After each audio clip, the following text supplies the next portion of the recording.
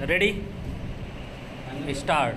हाँ, बांग्लादेश में आरक्षण विरोधी आंदोलन के हिंसक हो जाने के बाद वहाँ पढ़ने गए भारतीय छात्रों को जिस तरह सुरक्षित वापस लाने का अभियान शुरू करना पड़ा, उससे यही पता चलता है कि वहाँ हालात कितने खराब हैं।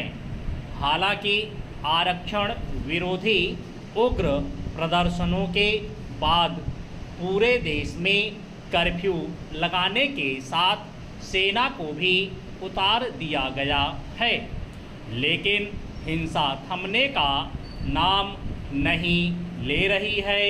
यह हिंसा इतनी उग्र और व्यापक है, इसका पता इससे चलता है कि अभी तक 100 से अधिक लोग मारे जा चुके हैं।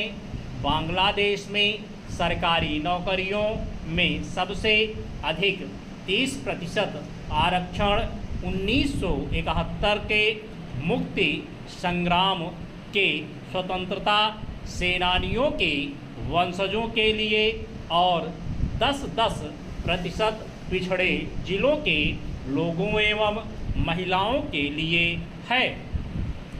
इसके अतिरिक्त 5% अल्पसंख्यक समूहों और 1% दिव्यांगों के लिए है। इस प्रकार कुल 56% सरकारी नौकरियां आरक्षित हैं। विरोध मुख्यतः 1971 के मुक्ति संग्राम के स्वतंत्रता सेनानियों के वंशजों को मिलने वाले 30% आरक्षण को लेकर है। यह स्वाभाविक भी है, क्योंकि इसकी सीमा तार्किक नहीं दिखती। इसी कारण उसका विरोध भी होता रहा है। हालांकि सरकार ने 2018 में इस आरक्षण को खत्म कर दिया था, लेकिन हाई कोर्ट ने उसे फिर बहाल कर दिया। अब आरक्षण का यह मामला सुप्रीम कोर्ट के समक्ष है, लेकिन लगता है कि आरक्षण विरोधी उसके फैसले की प्रतीक्षा करने के लिए तैयार नहीं। बांग्लादेश सरकार को इससे चिंतित होना चाहिए कि आरक्षण विरोधी आंदोलन को कट्टरपंथी तत्व भी हवा दे रहे हैं।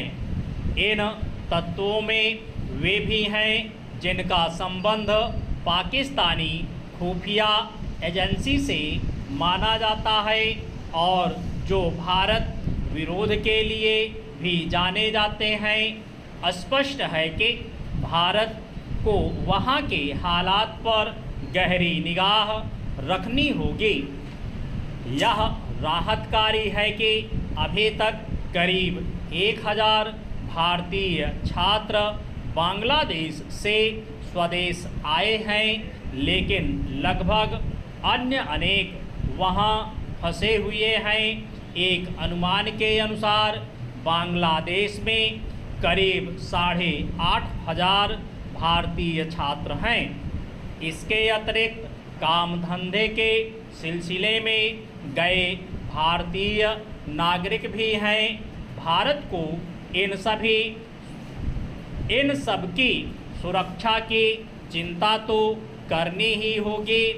इसे लेकर भी सतर्क रहना होगा कि हिंसा के कारण बांग्लादेशी पलायन कर भारत न आने पाएं।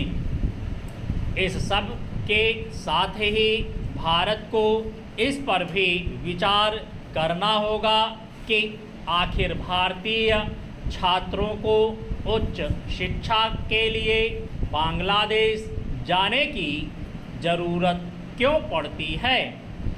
बांग्लादेश में केवल पड़ोसी भारतीय राज्यों के छात्र ही पढ़ाई करने के लिए नहीं जाते, बल्कि हरियाणा और उत्तर प्रदेश जैसे राज्यों के छात्र भी जाते हैं।